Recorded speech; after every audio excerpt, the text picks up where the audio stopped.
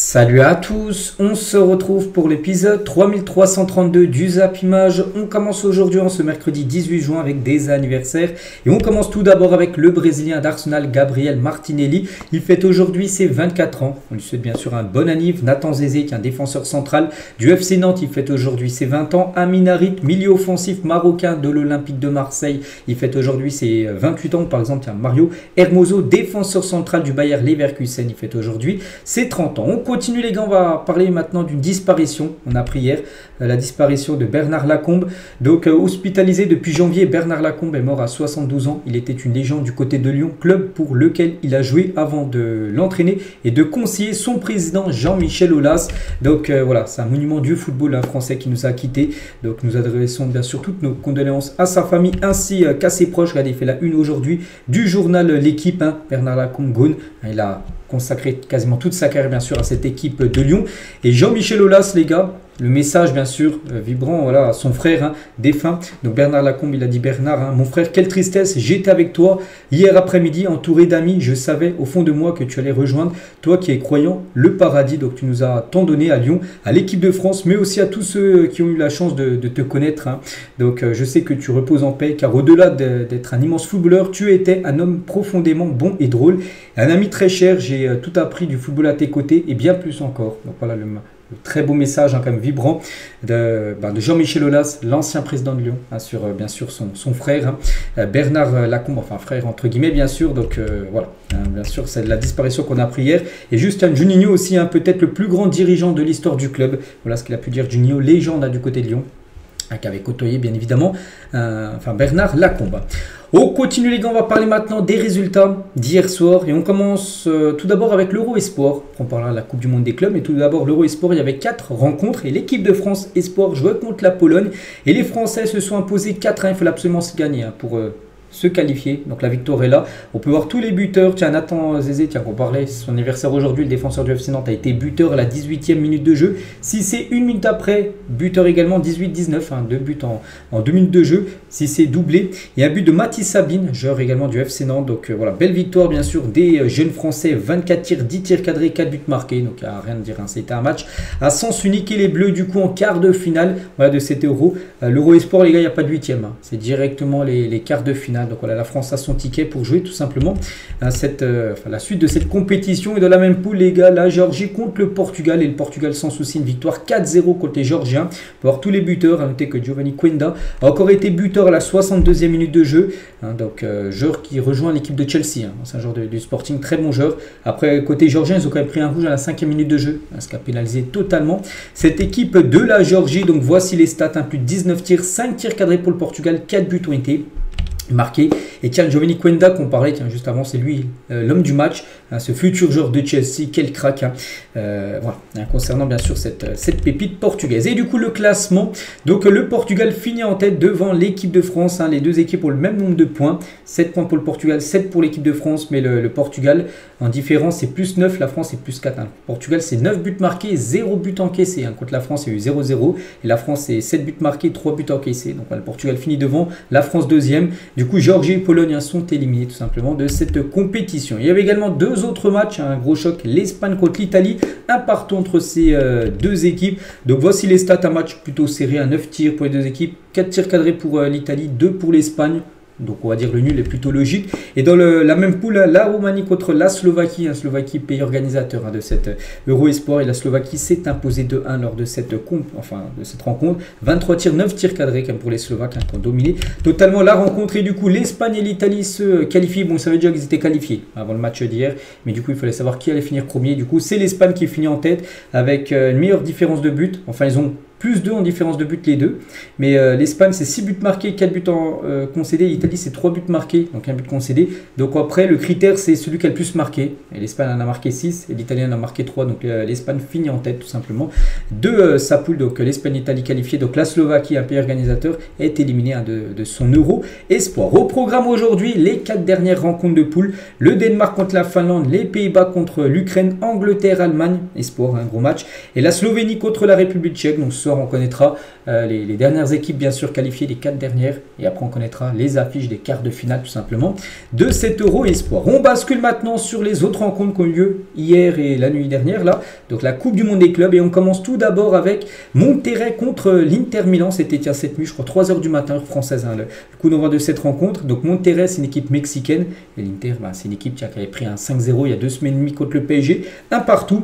Donc, Monterrey, le buteur, tout le monde le connaît. En plus, moi, c'est le joueur que j'apprécie le plus depuis que je suis le football. Sergio Ramos, hein, vraiment, c'est un joueur que j'adore. Et le voir encore jouer, déjà, c'est très bien, parce qu'il a encore le niveau malgré qu'il a 39 ans. Mais le voir buteur, bon, j'ai pas vu le match, mais dès que j'ai vu ce matin qu'il avait marqué, j'étais très content. Donc Ramos buteur. Donc après, bon, Martinez a égalisé juste avant la mi-temps. Voilà, Monterrey accroche quand même, hein, cette équipe de l'Inter qui a quand même été en finale de Ligue des Champions européenne. Hein, donc félicitations à eux. Donc l'Inter a plutôt dominé le match, hein, d'après les statistiques, avec 15 tirs, mais seulement 2 tirs cadrés. Pour l'Inter, il y a eu 13 frappes hors cadre. Pour Monterrey, c'est pareil, hein, 11 tirs, seulement une frappe cadrée, mais à la tête de Sergio Ramos qui a fini au fond des filets. Ramos, hein, donc c'est sur un corner, il a marqué de la tête, ça spécial. Regardez, souvenez-vous là, lors de la décimale, la 10e Ligue des Champions remportée par le Real, l'égalisation de Ramos à la 93e contre l'Atlético, ben c'est à peu près la même chose. Corner, regardez comment il s'est envolé Ramos, hein, pour prendre ce ballon de la tête. Pavard est au duel, mais Pavard, bon, il était un peu écarté, Pavard, mais il était au duel, c'est lui qui prenait Ramos. Et Ramos est tellement fort, les gars, dans le jeu aérien, hein, que Pavard n'a rien pu faire. Et officiel, Sergio Ramos est élu homme du match face à l'Inter Milan à 39 ans, 2 mois et 18 jours. Il est devenu le plus vieux buteur de l'histoire de la Coupe du Monde des clubs. Et ça fait plaisir, bien sûr, hein, parce que, comme je dis, je suis un grand fan de Ramos et le voir quasiment à 39 ans encore faire des belles performances. C'est le capitaine, hein, là-bas, il vient à peine d'arriver, il a eu le brassard directement. Donc voilà, c'est un joueur, je pense, qui aurait pu jouer encore dans une belle équipe européenne. Bon. Plus personne ne voulait de lui parce qu'il était trop vieux. En tout cas, il fait les beaux jours actuellement de l'équipe de Monterrey. J'ai marqué quelques buts, hein, quand même, du côté de Monterrey. On continue toujours sur ce match. On va parler de Luis Enrique, tiens, qui a été transféré il y a quelques jours, hein, du côté de l'Inter en provenance de l'OM. Et il a fait ses grands débuts avec l'Inter Milan, l'ancien Marseillais. Et toujours sur ce match, les gars, aussi une petite info, tiens, par rapport à comment a placé, enfin le mur du Monterrey. Regardez, donc là, coup franc de l'Inter, donc coup franc très bien placé. Et regardez, le mur, en gros, il est divisé en deux. Une partie de gauche, une partie de droite, juste pour laisser la vision au gardien. Bon, ils n'ont pas marqué parce que ça s'est fini un partout, mais voilà, un peu surprenant parce que non, nous, on voit souvent des murs, un mur compact, que là, c'était 2 murs en gros qui ont été mis. Bon, après l'objectif, hein, pour Monterrey, c'était pas prendre de but, ils n'ont pas pris de but là sur cette action. Ils ont pris un but plutôt sur un coup franc, mais une belle combinaison, bien sûr, des joueurs de l'Inter. L'autre match, les gars, il y avait River Plate contre Urawa Reds, hein, donc je crois que c'est une équipe japonaise, et River Plate s'est imposé 3-1. On peut voir les 3 buteurs, hein, côté River Plate, donc des joueurs, je ne sais pas si vous connaissez, Mezza, Driussi et Colidio. Je ne connais aucun des 3. Bon, après, je suis très peu le football argentin, mais bon, River Plate, je sais que c'est une équipe connue, bien sûr, une belle équipe. Bon, bref, ils ont gagné 3-1, donc parfait pour eux, hein, 13 tirs, 5 tirs cadrés, et 3 buts étaient marqués. Et notez que Franco Mastantuono a bien joué ce match, il a même commencé titulaire, le futur joueur du Real. Donc là, c'est officiel, hein, il a signé au Real Madrid, mais il arrivera après la Coupe du Monde des clubs, et il va participer à cette compétition avec son club actuel. Les premiers matchs, première victoire pour Franco Mastantuono. Et du coup, le classement, hein, de ce groupe, hein, donc River Plate est la seule équipe à avoir gagné, donc River Plate en tête, devant l'Inter Milan 2e, Monterrey 3e, Urawa Reds dans la 4e et dernière position. On continue, tiens, avec également 2 autres matchs. Fluminense contre le Borussia Dortmund, c'était hier 18h le coup d'envoi, enfin 18h heure française, 0-0, pas de but dans cette rencontre que Fluminense a plutôt dominé, hein, d'après les stats, hein, je n'ai pas regardé non plus le match, donc 14 tirs, 5 tirs cadrés, alors que Dortmund c'est la moitié de frappe, hein. 14 pour Fluminense mais seulement 7 pour Dortmund, hein, qui est du coup voilà, tant mieux pour eux d'avoir pris un point. Voilà, donc voilà, concernant cette rencontre. Et juste, on va parler du petit frère de Jude Bellingham, donc Jude Bellingham, qui a été transféré là, il y a à peu près une semaine à Dortmund. Il a participé à ses premières minutes du côté de son nouveau club, hein. Il aurait pu rester à Sunderland, jouer en première ligue. Non, il a voulu venir à Dortmund. Très bien, il pourra jouer. Tiens, il joue cette compète, il joue la Ligue des Champions aussi saison prochaine. Donc le numéro 77, on peut le voir sur son short en bas à droite. À gauche, chez son frère, hein. Bien sûr, c'est Jude, qui se ressemble énormément, hein, les deux, hein, ne sont pas de la même année. Mais voilà, concernant bien sûr Job Job Bellingham, qui a 21 ans, sépare Job Bellingham et Thiago Silva, qui était titulaire et qui a fait un bon match du côté de Fluminense, vu que son équipe n'a pas pris de but. Et l'autre match dans la même poule qu'il y a que Dortmund et Fluminense, c'est entre Ulsan et Mamelodi, donc une équipe sud-africaine. Et Mamelodi s'est imposé 1-0 avec Reyners qui a marqué un but, mais Reyners aurait pu marquer le triplé dans le match. Il a mis un but, mais 2 autres buts refusés. Donc voici tout d'abord les stats. Donc premier but refusé, il a touché le ballon de la main, logiquement refusé. 36e, donc là, but vraiment valable. Et 39e, de nouveau buteur, mais sur hors-jeu. Voilà, donc but du coup annulé. Donc était si proche et en même temps si loin du triplé. Voilà, ce jeu sud-africain. Après, voilà, l'objectif c'est de gagner 1-0. Et il commence très bien sûr cette compétition. Et du coup, prochain match, tiens, pour Mamelodi qui s'est imposé 1-0, ça sera contre Dortmund. Voilà. Et prochain match de Ulsan qui a perdu 1-0, ça sera contre Fluminense. Voilà, dans ce groupe. Où pour l'instant, c'est Mamelodi les premiers vu que c'est les seules équipes à avoir gagné. Et au programme aujourd'hui, les dernières rencontres de la première journée de la Coupe du Monde des clubs. Il ne reste plus que 4 matchs. Après, on basculera déjà sur la deuxième journée. Donc, 18h tout à l'heure, Manchester City contre Wydad Casablanca. Ensuite, le Real Madrid ce soir fait son entrée en lice contre l'équipe de Al Hilal, 21h. Donc là, c'est heure française, 18h, 21h. À minuit ce soir, Pachuca contre le Red Bull Salzbourg. Ça, c'est dans le groupe du Real. Et ensuite, la Juve jouera contre Al-Ain, une équipe des Émirats Arabes Unis. Donc, la Juve, c'est dans le groupe de City. Donc, voilà, le programme. On parlera bien sûr de ces 4 rencontres demain jeudi. Et concernant l'équipe de Manchester City, qui joue contre l'équipe marocaine de Wydad Casablanca, et Pep Guardiola s'inspirerait du Paris Saint-Germain. L'un des objectifs du coach de Manchester City, d'inciter ses joueurs à se déplacer plus rapidement, comme a pu le faire le PSG face à l'Inter Milan en finale de Ligue des Champions. C'est que s'il y a bien une équipe actuellement à s'inspirer, c'est bien le PSG, qui produit vraiment un très beau football.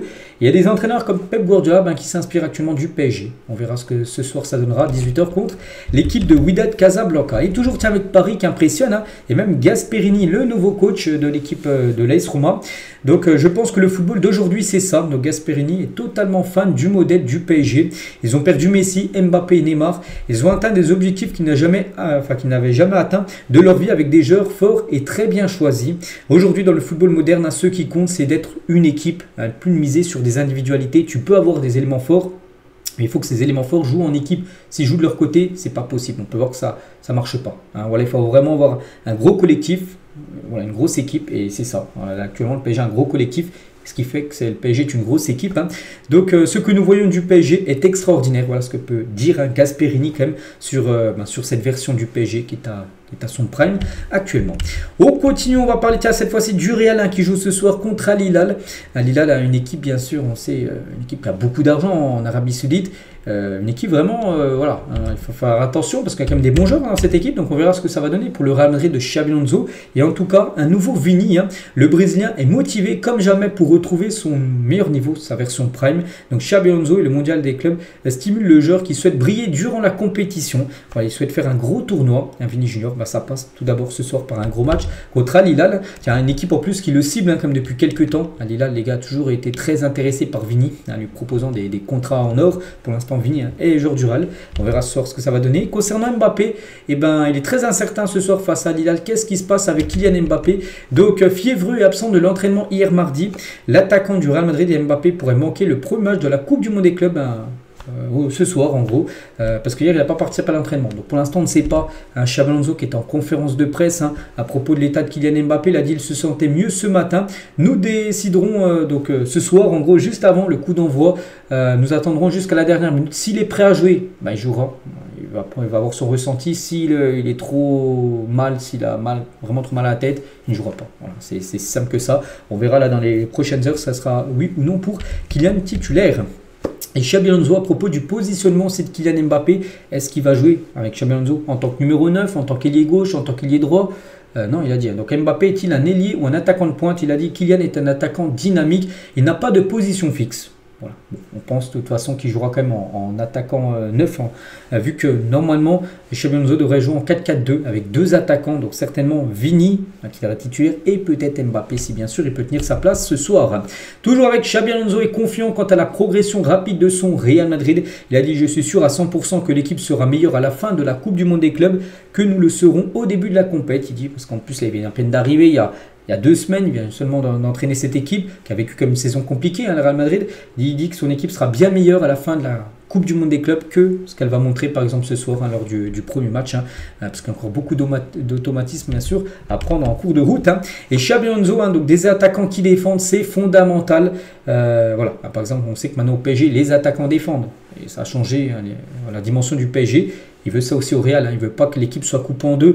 Il a dit l'équipe doit défendre ensemble. Il faut un équilibre entre l'attaque et la défense, hein. Il veut absolument que les attaquants, que ce soit Vini, Mbappé, Rodrigo, peu importe, fassent les efforts défensifs et aident en gros les milieux et les défenseurs. Donc, voilà, on verra maintenant si ça sera fait avec son Real. Et Xabi Alonso, à propos de Rodrigo, un joueur qu'on annonce beaucoup sur le départ, on en reparlera encore tout à l'heure, il a dit, hein, je sais que ce qu'il a traversé, la fin de saison a été très difficile pour lui, il lui a fallu du temps pour se relever, nous avons échangé dès le premier jour et je le sens motivé, prêt à apporter à l'équipe sur le terrain et à retrouver du plaisir dans le jeu.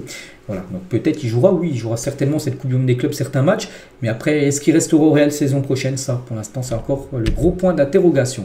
Et concernant Franco Mastrantano, qui a joué hier avec River Plate, il a dit qu'il va être vraiment important dans l'équipe. Donc Mastrantano est un jeune joueur pour le présent et aussi pour le futur du côté du Real. Il est vraiment mature, j'ai été impressionné lorsque je lui ai parlé. C'est un garçon très intelligent parce que c'est Xabi Alonso, hein, qui l'avait appelé avant que Mastrantano signe au PSG, où il était de rejoindre Paris, il l'avait appelé pour qu'il change d'avis, et du coup il a changé d'avis pour rejoindre le Real.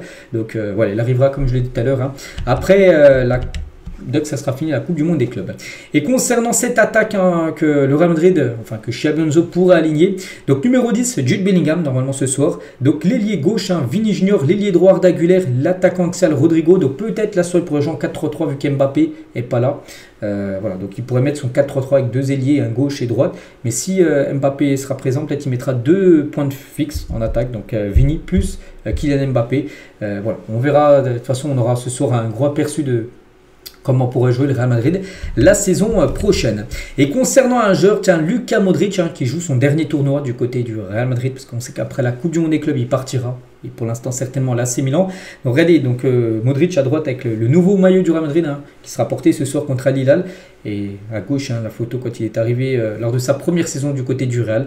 Bien sûr, il a pris des années, Modric, mais voilà, hein, toujours avec le sourire, bien sûr, le Croate.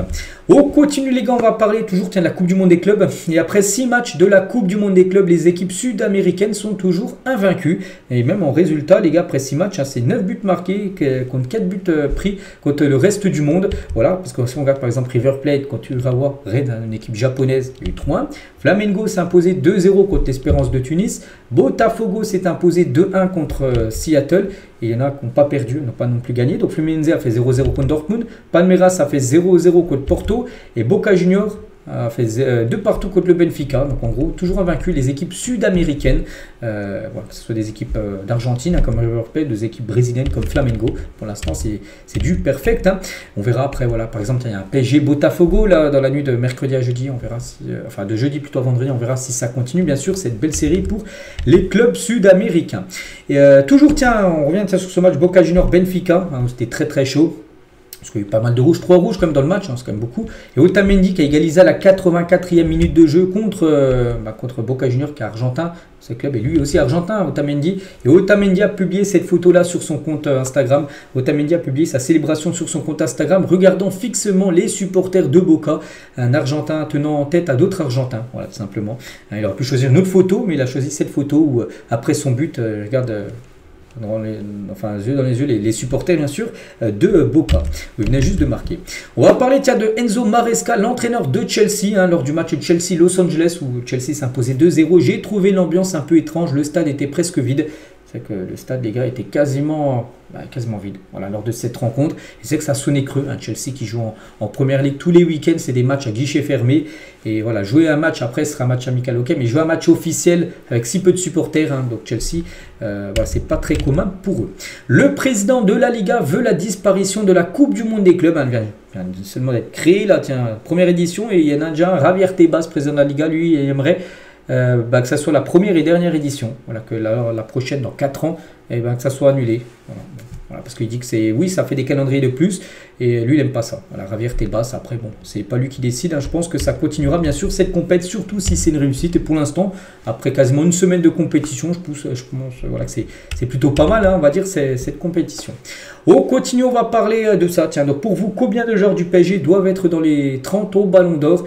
Donc, voici depuis 2015 le nombre de représentants chez les clubs vainqueurs de la Ligue des Champions. Par exemple, la saison dernière, le Real Madrid qui a gagné la Ligue des Champions. Il y a eu 6 joueurs, tout en bas à droite, on peut avoir 6 nommés au Ballon d'Or dans le top 30. Donc je passe les citer, Kroos, Bellingham, Vini ou même Carvajal. Hein. L'année d'avant, donc il y en a eu 7 du côté de City. On peut voir après à chaque fois, donc 7 au Bayern, 7 au Real en 2017, 8 au Real Madrid en 2018. Donc jamais plus de 8. On verra combien il y en aura des joueurs du PSG qui seront Ballon d'Or. Bon, moi, je ne cache pas, je vois bien sûr des mêlées. Il y aura Vitinha. Je pense que Kvaratskhelia sera au moins dans le top 30. Hein. On parle seulement du top 30. Hein. Vara sera dedans. Donnarumma, je pense qu'il sera aussi dedans. Il y a qui? Pacho, je pense qu'il peut accrocher une place dans le top 30. Neves aussi, Fabien Ruiz. Oui, ça se peut que ça sera vers 7, 8, peut-être 9, on verra. Mais c'est vrai que le PSG risque hein, quand même d'avoir pas mal de joueurs, bien sûr, dans le top 30. Et peut-être le grand vainqueur, hein, qui pourrait se jouer entre peut-être Dembélé, peut-être Vitinha. S'il fait un gros tournoi, je ne vous cache pas, les gars, avec Vitinha, si le PSG gagne cette Coupe du Monde des clubs et s'il continue à faire des gros matchs, pour moi, ce sera lui le grand favori pour remporter ce Ballon d'Or. Et concernant une équipe qui a perdu contre le PSG, l'Inter Milan, il y a 2 semaines et demie, hein, c'était le 31, on est 18 aujourd'hui. Donc nous avons tout perdu. Donc Martinez revient voilà, sur l'échec en finale de la Ligue des Champions et sa difficulté à tourner la page. Il y pense encore beaucoup à ce non-match de son équipe. Je ne comprends pas comment on a pu rater une si belle occasion de cette façon. Ce soir-là, rien n'était possible, ce n'était pas nous. Oui, c'était pas l'Inter. Hein. Quand on voit l'Inter en demi-finale hein, contre le Barça, tenir tête au FC Barcelone, tout ça, sur les 2 matchs, hein, et là, la finale, est-ce que le PSG était trop fort? Est-ce que c'était eux, les gars, qui avaient trop de pression? Est-ce qu'ils sont passés complètement à côté de leur match? Je pense qu'il y a, oui, il y a un peu de tout. Hein. Ils sont passés complètement à côté de leur match et surtout le PSG était beaucoup trop fort en gros pour l'Inter. Les Parisiens étaient surmotivés, ils faisaient tourner le ballon ça, l'Inter, je sais rien du tout. Et après ils ont pris un but 2, 3, puis après c'est ça enchaîné hein, jusqu'à un score de 5-0. Voilà, en gros ce qu'il y avait à dire sur Martinez. On continue avec d'autres infos. Et officiel, Filippo Inzaghi, le nouveau coach de Palerme en Série B. Hein, c'est le frère de Inzaghi, l'autre Inzaghi, lui qui est parti maintenant à Lille. Hein. Il arrive après avoir fait monter Pise en Serie A. Donc il fait monter Pise en Serie A, mais il quitte Pise pour rester en Série B. Voilà, il va entraîner Palerme, qui est un ancien club par exemple de Pastore, même de Dybala, il jouait dans cette équipe à l'époque. On continue avec un autre coach hein, pour pallier le départ de Luis Castro sur le banc du FC Nantes. Dunkerque a choisi le portugais Gonzalo Feo, auteur d'une saison aboutie du côté du Legia Varsovie. Voilà, Dunkerque a perdu son entraîneur qui est parti à Nantes, hein, Luis Castro. Donc c'est lui maintenant qui va le remplacer, ce coach que je ne connais pas, un coach portugais. Bonne chance à lui. Toujours avec les coachs, Diego Simeone a déclaré vouloir recruter Christian Romero, défenseur de Tottenham pour la nouvelle saison. C'est vrai que du côté de l'Atlético, c'est une équipe très moyenne actuellement, surtout la défense. Hein. Ils ont pris 4 contre le PSG, des joueurs qui ne sont pas du tout au niveau. L'anglais, les gars, il n'a pas du tout le niveau pour jouer dans un club comme l'Atlético. C'est pour ça qu'il y aura peut-être des renforts. Hein. Et mise hein, sur Christian Romero, le défenseur argentin de l'équipe des Spurs. Élu meilleur joueur, comme n'oubliez pas, de l'Europa League cette saison, hein, Christian Romero. On continue avec Nico Williams, on en parle beaucoup hein, ces derniers jours. Donc l'info aujourd'hui, hein, grosse info quand même, que le Barça aurait trouvé un préaccord avec Nico Williams, contrat jusqu'en 2031, donc 6 années. Donc salaire estimé environ 12 millions d'euros par saison en brut, hein, donc net c'est 6 millions d'euros. Voilà, c'est un salaire que le Barça peut lui payer, il n'y a pas de souci. C'est le même salaire en gros que ce que proposait le Barça lors de l'été 2024 pour le faire venir, ils n'ont pas changé, ni plus ni moins. Donc le joueur lui veut venir, ça c'est sûr et certain. Maintenant il faut que le Barça, pour le faire venir, paye hein, bien sûr, parce que c'est pas gratuit, hein, Nico Williams, il faut payer je crois 58 millions d'euros le prix de sa clause libératoire et inversement, hein, pas sur plusieurs années de paiement. Donc c'est ce qui pour l'instant coince un peu. Il faudrait déjà vendre un joueur. On pense peut-être à Fati, les gars. Si Fati part du Barça, il va à Monaco, on pense que ça pourrait entraîner, on va dire, l'arrivée de Nico Williams. Et Bilbao, donc eux, veut convaincre Nico Williams de rester. Les Basques veulent donner à l'Espagnol le plus gros salaire de l'équipe. Voilà, parce qu'ils veulent conserver peut-être pratiquement leur meilleur joueur. Voilà. Pour l'instant, le joueur, lui, serait plutôt vers un départ. L'été dernier, il voulait rester, il est resté. Mais là, ça sent le départ comme de Nico Williams. Arnaud Calimundo, donc c'est Tottenham qui s'intéresse aux joueurs. Les Spurs vont entamer des négociations avec les dirigeants de Rennes, mais attendront d'en savoir plus sur les exigences bretonnes avant de formuler une offre officielle. Le Bayer Leverkusen et Newcastle Newcastle sont également intéressés par le buteur de 23 ans. Concernant Idrissa Gueye, donc joueur d'Everton, un joueur en fin de contrat, là je crois en fin de saison, donc c'est Rennes qui s'intéresse à lui, le joueur est en discussion avancée avec Everton pour prolonger, mais quelques détails restent à régler avant un accord total, et s'il venait à ne pas prolonger, Everton qui va essayer de le prolonger, et ben Rennes les gars serait très intéressé pour l'avoir libre. Jimmy Bino Gittens ne veut que Chelsea, ce genre Dortmund, donc les Dortmund ouvre la porte à aucun autre club que les Blues, avec qui il a un accord pour un contrat de 7 saisons, jusqu'en 2032 s'il vient à rejoindre l'équipe de Chelsea. Donc Dortmund et Chelsea cherchent toujours à trouver un accord, surtout par rapport au prix. On parle d'un transfert qui pourrait dépasser les 55-60 millions d'euros. On continue les gars avec Darwin Nunez et la cible numéro 1 du Napoli pour renforcer son attaque. L'Uruguayen est une piste concrète pour Naples. Naples qui réalise quand même pour l'instant un bon mercato. Ils ont gagné le championnat. Il y a Kevin De Bruyne qui a quand même signé. Il y a quand même des bons joueurs, Scott McTominay qui reste, il y a Lukaku qui reste, et peut-être Lukaku et Nunez en attaque la saison prochaine, parce que voilà, Naples veut Darwin Nunez, ils sont aussi sur Sancho, on a un peu parlé hier, aussi sur Gredic, mais qui coûte un peu cher. Xavi Simons a demandé son départ du RB Leipzig cet été, le club attend 70 millions d'euros pour s'en séparer, donc City et Liverpool ont refermé la porte pour un potentiel transfert, le joueur espère voir d'autres opportunités cet été, sinon rester sera un scénario possible, bien sûr s'il n'y a pas une équipe qui le plaît, il restera.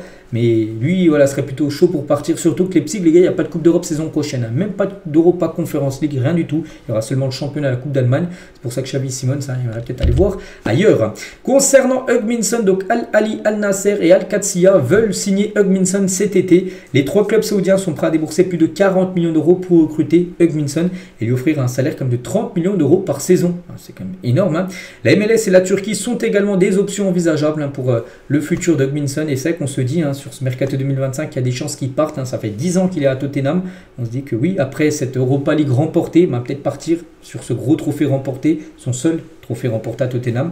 Donc voilà, on verra. C'est vrai qu'il peut toucher un énorme contrat du côté du championnat saoudien.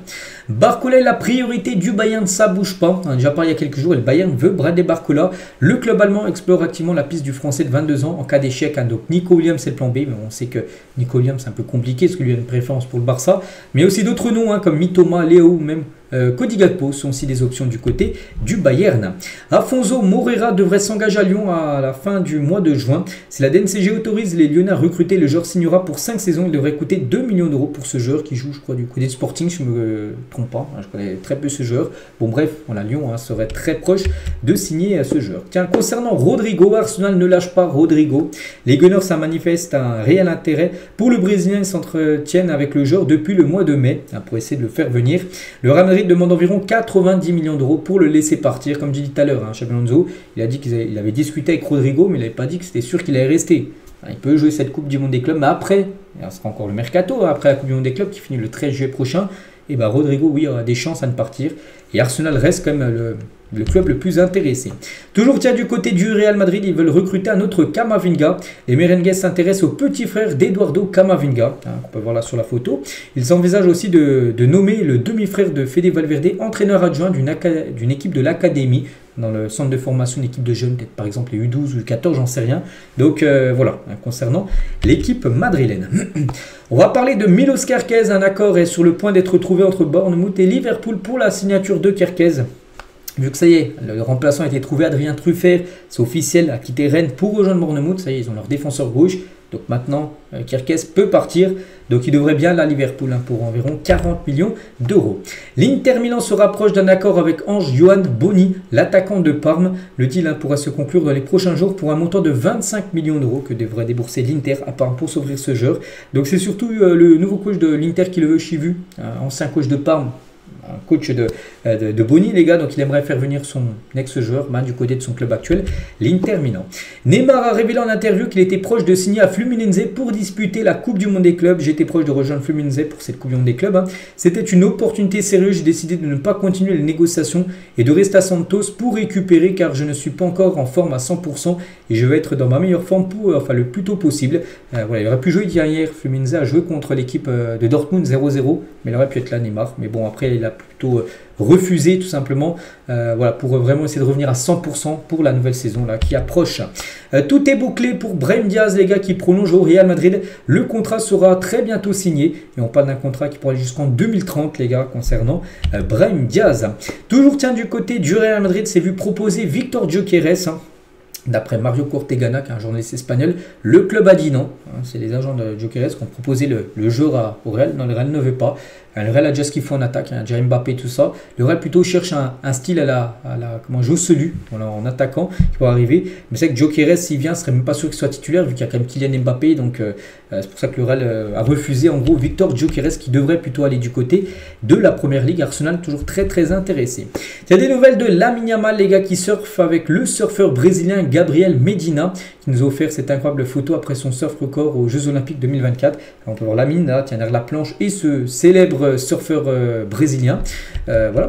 Et en parlant de Lamine, qui est actuellement au Brésil, donc Lamine Yamal passe ses vacances avec l'influenceuse espagnole Fati Vasquez, qui a 30 ans. Et cette influenceuse espagnole, regardez, ça fait déjà les journaux en Espagne, les gars exclusifs. Voilà, Lamine Yamal avec cette influenceuse.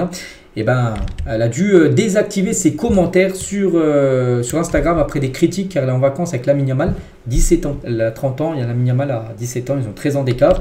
Donc voilà, cette influenceuse. Donc en gros, voilà, par exemple, tiens, juste celui-là, 30, 17. 30 ans, 17, 13 ans d'écart, tout ça. Il y en a qui mettent des voitures de la police, tout ça. Là, c'est sur la référence, je crois que c'est Malcolm, la série. Bon, bref, voilà. En gros, il y en a qui disent voilà, touche pas Lamine Yamal, tu vas le gêner dans sa carrière de footballeur. T'es beaucoup trop vieille pour lui, en gros. Voilà, en gros, elle a dû désactiver ses commentaires, cette fille. On continue, tiens, on va parler d'Antoine Griezmann, annoncé la naissance de son 4e enfant, donc une petite chaille. Donc félicitations déjà à lui, à sa copine ou femme. Contrairement aux 3 premiers enfants qu'il a eu, elle n'est pas née le 8 avril, parce que c'est vrai que ces 3 petites filles, les gars, elles sont toutes nées à 8 avril, pas de la même année, mais à 8 avril. Et là, ben, son 4e et dernier enfant est né à 15 juin. Voilà, donc c'est plutôt inédit, on va dire, chez Griezmann. Mais félicitations, bien sûr, à lui pour cette nouvelle naissance. Officiel, l'Olympique de Marseille dévoile son nouveau maillot extérieur. Le maillot domicile a été dévoilé il y a quelques jours. C'est un maillot blanc avec le col qui est un peu bleu ciel. Le maillot extérieur, ça a été dévoilé dans la foulée. Ce maillot sera le futur maillot extérieur de l'Olympique de Marseille que porteront, bien sûr, les joueurs de l'OM, par exemple, pour les matchs de Ligue des Champions à l'extérieur. Et toujours, tiens, du côté de Marseille, Mehdi Benatia, le directeur sportif du club, a publié cette phrase en story: plus le combat est dur, plus la victoire est belle. Avec 3 petits points après, on ne sait pas trop, c'est sûr que quel sujet qui veut parler, mais voilà le message un peu énigmatique de Mehdi Benatia. On va parler de Trump, donc le président américain reçoit un maillot dédicacé de Ronaldo avec le message jouer pour la paix.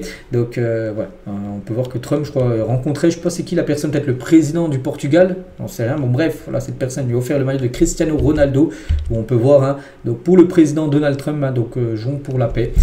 Voilà, on a une petite info concernant CR7. Le propriétaire de Liverpool vise un nouveau club, donc le Fenway Sport Group, donc les propriétaires en gros des Reds, déjà propriétaires des Reds, envisagent sérieusement de racheter Retafe, une équipe espagnole. J'ai voulu revenir quand j'ai vu qu'ils étaient en difficulté, mais ça ne s'est pas passé. Younes Belhanda, ancien joueur de Montpellier, avoue avoir voulu aider Montpellier à se sauver. J'ai vu que le club était en difficulté, donc j'ai envoyé un message à Laurent Nicolin, donc le président de Montpellier, pour dire qu'il était prêt à revenir à Montpellier pour essayer de les sauver, voilà, pour rester en Ligue 1. J'ai dit que je pouvais venir aider, même 6 mois, s'il voulait voir mon niveau avec un salaire vraiment bas, vraiment pour pas que Montpellier soit dans le rouge. J'ai dit qu'il pouvait me donner, ce qu'il voulait en salaire. Je n'ai pas eu de retour, il n'a jamais répondu. C'est dommage, parce que Montpellier, je pense, en plus, voilà, Belhanda était prêt, c'était comme un bon joueur à l'époque. Je pense qu'il était bien meilleur que la plupart des joueurs de Montpellier. Même avec un petit salaire, Nicolas ne lui a même pas répondu à Younes Belhanda. Actuellement aux États-Unis, Paul Pogba retrouvé donc hier soir d'anciens coéquipiers de Manchester United, comme Marcos Rojo, Sergio Romero, Edinson Cavani et Ander Herrera. Quel plaisir de voir mes amis. Voilà, Pogba avec ses anciens joueurs, ses anciens collègues du côté de Manchester United. Il y a un ancien joueur aussi de Manchester United, c'est Ibrahimovic avec Marco Verratti, 2 ex-parisiens également. Les 2 anciens parisiens se sont retrouvés aujourd'hui. Et Zlatan fait du Zlatan. Il a de la chance en gros. de faire une photo en gros avec Zlatan. Voilà, donc voilà, Zlatan comme d'habitude, hein, toujours très arrogant. Voilà, mais après il est comme ça, Zlatan bien sûr. Hein. Et toujours tiens, du côté de Manchester, vu qu'on parlait de cette équipe là avec Pogba juste avant. Donc au jeu, mais André Onana devrait rester à Manchester United cet été, d'après les dernières infos. Ronaldinho tient avec le nouveau maillot du PSG aux côtés de Vini Junior, hein, actuellement Vini aux États-Unis. Pour la Coupe du Monde des clubs. Et donc regardez Ronaldinho avec le maillot du Paris Saint-Germain, le nouveau maillot qui je trouve comme une totale réussite, hein, ce nouveau maillot de l'équipe parisienne. Et tiens, on finit aujourd'hui avec le PSG et Vittoriano Merello, donc directeur général du PSG, annonce que le PSG souhaite s'inspirer du Sophie Stadium pour son futur stade. Vous savez que le PSG à deux lieux, hein. Donc soit Poissy, soit Massy pour construire son nouveau stade. Bon, ça sera dans quelques années. Et en gros, ils vont s'inspirer un peu des stades à l'américaine. Le Sophie Stadium est un lieu incroyable, bien plus qu'une simple installation sportive. C'est un véritable lieu de divertissement, de spectacle. C'est c'est sur quoi nous souhaitons vraiment miser pour diversifier nos revenus. En gros, bon, le coût estimé, hein, comme du Sophie Stadium, hein, il a coûté plus de 5 milliards d'euros à construire. Et ben, le PSG va s'inspirer un peu de ce stade-là. Bon, j'ai pas dit que le PSG va construire le stade à l'identique, mais ça sera un peu un stade comme ça, où il y aura plein de commerces autour, parce qu'ils souhaitent diversifier leurs revenus quand il n'y aura pas des jours de match. En gros, voilà, ça ressemble à ça, l'intérieur du futur stade du PSG, s'ils veulent s'inspirer du Sophie Stadium, hein, ce stade actuellement du côté des États-Unis. Donc voilà les gars, ce qu'il y a à dire aujourd'hui. J'espère que ça vous a plu. On se retrouve nous, bien sûr, demain, hein, demain jeudi, pour le prochain numéro. Il y a pas mal de rencontres ce soir, comme City, la Juve ou même le Real Madrid, qui joue ce soir en Coupe du Monde des clubs. Allez, je vous souhaite une bonne journée et à demain.